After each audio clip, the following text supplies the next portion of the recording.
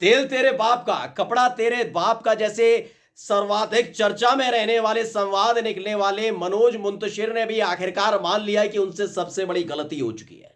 ये तकरीबन तकरीबन 20 से 25 दिन बाद माना है। यानी उस फिल्म के रिलीज होने के तकरीबन 1 महीने बाद मनोज मुंतशिर को लगने लग गया कि भाई गलती हो गई है। लेकिन अब तक बीजेपी के उन नेताओं ने माफी नहीं मांगी है जो इस फिल्म को इस दौर की सबसे ऐतिहासिक फिल्म बता रहे थे, जो बता रहे थे कि हमें अपने परिवार के साथ, छोटे छोटे बच्चों के साथ वो फिल्म उसी संवाद के साथ देखनी चाहिए थी। लेकिन जब धंधा मंदा पड़ने लगा तो मनोज मुंतशिर भी घुटनों के बल आ गए। उन्होंने भी कहा कि हां, अब मुझे एहसास होता है कि वाकई मैंने गलती की। नमस्कार, मैं हूं प्रज्वल गौतम और आप देख रहे हैं द कंटाप। भारतीय जनता पार्टी के तमाम नेता इन दिनों फिल्मों के जरिए ही सत्ता पाने की कोशिश करते रहे। ये 9 साल में आपने तमाम बार देखा होगा, लेकिन शायद अपने देश की आजादी के इतने 70 से 75 सालों के इतिहास में पहली बार देखा होगा कि एक सरकार ऐसी आई जो फिल्मों पर आधारित प्रचार में जुटी रहती है, जो उन्हीं के आधार से सत्ता में ताकत पाती है। क्योंकि ऐसी ऐसी फिल्में बनाई जाती हैं जिन फिल्मों के जरिए हिंदू मुसलमान हो जाता है, और जब ऐसी फिल्में बनती हैं उसके बाद जो चुनाव होता है तो परिणाम उनके पक्ष में आता है। पूरे सिलसिलेवार तरीके से मैं बताऊंगा, लेकिन सबसे पहले मुझे जरूरी है यह बताना कि आदि पुरुष फिल्म, जिसका प्रचार भारतीय जनता पार्टी के तमाम सांसद बीजेपी शासित राज्यों के मुख्यमंत्री कर रहे थे, वो अपनी जनता से, अपने इलाके की जनता से और अपने प्रदेश की जनता से इस बात की अपील कर रहे थे कि आप हिंदू हैं, सनातन धर्म से जुड़े हुए हैं, तो इस आदि पुरुष फिल्म को जरूर देखिएगा। इस फिल्म को बच्चों के साथ देखिएगा। इससे आपको और आपके बच्चों को अपने सनातन धर्म के बारे में, संस्कृति के बारे में जानकारी मिलेगी। जो जो ये फिल्म देखकर आया उसने सलाह देने वालों को जमकर कोसा था, क्योंकि बच्चे बाहर आकर इसी तरह का संवाद बोलने लगे थे कि तेल तेरे बाप का, कपड़ा तेरे बाप का, आगे मैं बोल सकता नहीं। इस पर विवाद हुआ था। शुरुआत में तो लगा था ये फिल्म जबरदस्त चलेगी। मनोज मुंतशिर जिन्होंने ये संवाद लिखे थे, क्योंकि हाल ही में जिस तरह के वो वीडियो पोस्ट करने लगे, उनको लगा कि अब इस तरह की फिल्म आएगी तो मैं और करीब पहुंच जाऊंगा बीजेपी के, क्योंकि लगातार वो इसी तरह की शब्दावली का इस्तेमाल जो अपने वीडियोस के जरिए कर रहे थे, उससे टारगेट पता लग रहा था उनका क्या है। आदि पुरुष फिल्म आई।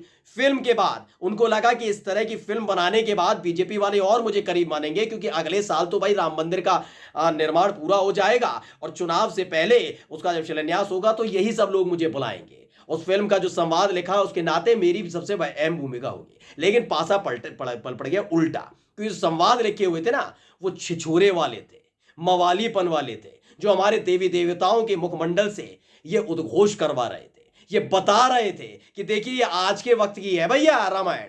बड़े मनोज मुंतशिर अपने आप को क्या नहीं समझ रहे थे, लेकिन एक बार में अकल ठिकाने लगा दी। मैं 1 महीना लगा है ना समझने में। यानी कि ना केवल उस फिल्म का विरोध किया गया, उस फिल्म पर पाबंदी लगाने की मांग कर दी। कई लोगों ने तो, नेपाल तक ने तो पाबंदी तक लगा दी थी, कहती थी ऐसी फिल्में ना ये रिलीज नहीं करने देंगे। ये कौन सी फिल्म होती है? ये कौन सी फिल्म बना दी आपने? यानी विदेशों में जिस फिल्म को पाबंदी की जा रही थी, यहां पर भारतीय जनता पार्टी के सांसद और बीजेपी शासित राज्यों के मुख्यमंत्री कह रहे थे कि इस फिल्म को जरूर देखना चाहिए। फिलहाल जब ज्यादा विवाद बढ़ा था तो उस फिल्म के तमाम संवादों को बदला गया। लेकिन अब मनोज मुंतशिर क्या कह रहे हैं, पहले देखिए। मनोज मुंतशिर शुक्ला हैं, वो कहते हैं कि मैं स्वीकार करता हूं कि फिल्म आदि पुरुष से जनभावनाएं आहत हुई हैं। अपने सभी भाई बहनों, बड़ों, पूज्य साधु संतों, श्री राम के भक्तों से मैं हाथ जोड़कर बिना शर्त क्षमा मांगता हूं। शर्त रख भी लोगे तो क्या कर लोगे? बिना शर्त माफी मांगता हूं। भगवान बजरंगबली हम सब पर कृपा करें, हमें एक और अटूट रहकर अपने पवित्र सनातन और महान देश की सेवा करने की शक्ति दें। अब कह रहे हैं भगवान बजरंगबली। इनका बीच में जब इनका विवाद ज्यादा बढ़ गया था तो ये ज्ञानी तो बन ही गए थे। भारतीय जनता पार्टी के जो करीब आता है वो अपने आप में ज्ञानी हो जाता है, तो ये ज्ञानी हो गए थे। इन्होंने ये तक कह दिया था कि बजरंगबली पहले भगवान नहीं थे। इनका ये संवाद भी बीच में आ गया था। खैर, उस पर भी विवाद हुआ था। इनकी कई बार क्लास इस पूरे 1 महीने के अंदर लग चुकी है। इन्हें समझ आ गया है कि धर्म के आधार पर जो खेल खेलने की कोशिश करते हैं कोशिश, वो कभी कभी तो तरक्की पा लेते हैं, लेकिन लताड़ी भी बहुत पड़ती है, फटकार भी बहुत पड़ती है, और वही हुआ है दोस्तों। ऐसा फटकारा है ना, अब मनोज मुंतशिर समझ जाएंगे कितना, कहां और कितना बोलना है, नाप तोल कर बोलेंगे। दरअसल जब इन्होंने मनोज मुंतशिर ने ये क्षमा वाला बिना क्षमा शर्त क्षमा मांगता हूं उसको जब ट्वीट किया तो उसके बाद भी लोगों ने खिंचाई करनी शुरू कर दी है। इसमें एक है, उन्होंने लिखा है, उत्कर्ष सिंह पत्रकार है, उन्होंने कहा चल झूठा, माफी मांगनी होती तो कब का मान चुका होता, ये धंधा मंदा होने का डर है। खबर ये निकलकर सामने आ रही है जब से इस फिल्म के संवाद इन्होंने लिखे हैं उसके बाद से ही इनकी डिमांड अब कम हो गई है। मनोज मुंतशिर को कोई पूछ इसलिए नहीं रहा क्योंकि विवादों में घिर गए। और देखिए इस देश के अंदर माहौल भी लगातार यही बनाया जा रहा है। आप देखिए सनातन धर्म के बारे में लिखिए, मैं कहता हूं किसी भी धर्म के बारे में गलत क्यों लिखना है, लेकिन जब आप कहते हैं कि मुसलमान अपने उसका मजाक नहीं उड़ाते, लेकिन देखिए उनकी फिल्मों में हमारे हिंदू देवी देवताओं को मजाक उड़ जाता है, ये मनोज मुंतशिर के मुझसे भी आपने कई बार सुना होगा। लेकिन जब वही चीज आप अपनी फिल्मों में कर रहे होते तब आपको याद नहीं आता। याद दिला दिया ना, याद दिला दिया गया है। अब लोग अच्छे से खिंचाई कर रहे हैं। एक है सौरभ त्रिपाठी, वो कहते हैं भाई माफी तब मांगो जब 4 लोग आपका कांड भूल चुके हों और माफी देख फिर हौंकना शुरू कर दें। ये देखिए इन्होंने माफी मांगी ने याद आ गया कि भाई अब सब लोग भूल गए होंगे, एक बार माफी मांग के चुपके से निकल जाता हूं और कह देता हूं भाई मैंने तो माफी मांगी थी। अब सोचिए कि आप कब तक ऐसे माहौल बनाते रहेंगे, कब तक ये दिखाने की कोशिश करते रहेंगे कि आपने जो लिखा जो कहा वो बिल्कुल ठीक होगा।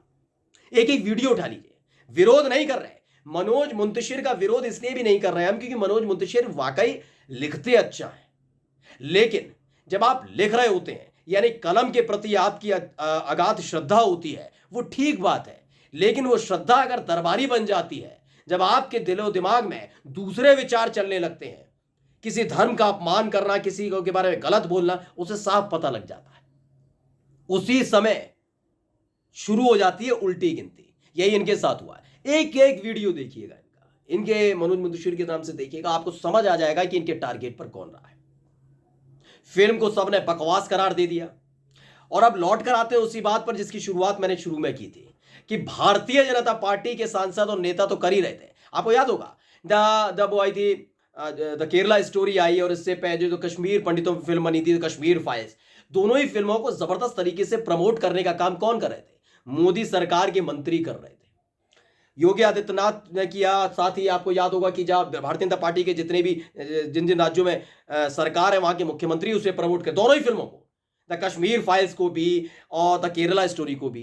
कर्नाटक के चुनाव में तो हालत यह आ गई थी कि खुद प्रधानमंत्री नरेंद्र मोदी उस फिल्म का जिक्र करने लगे थे, जबकि उस फिल्म की शुरुआत में लिखा था कि इसमें जो तथ्य दिए जा रहे हैं वो काल्पनिक तौर पर है, लेकिन प्रधानमंत्री उसका जिक्र कर रहे थे फिल्म में। प्रधानमंत्री का मतलब यह होता है अगर वो कुछ बोल रहे हैं तो वो आधिकारिक तौर पर होगा, चाहे आप मंच से बोलें। लेकिन 2014 के बाद से ऐसा हो गया है कि काल्पनिक तौर पर भी कुछ बोला जाता है तो उसे सच साबित किया जाता है, क्योंकि पद ऐसा जुड़ा हुआ है। फिलहाल फजीयत हुई है इस फिल्म की वजह से उसका प्रमोशन करने वालों की भी और उसका संवाद लिखने वालों की भी। नमस्कार।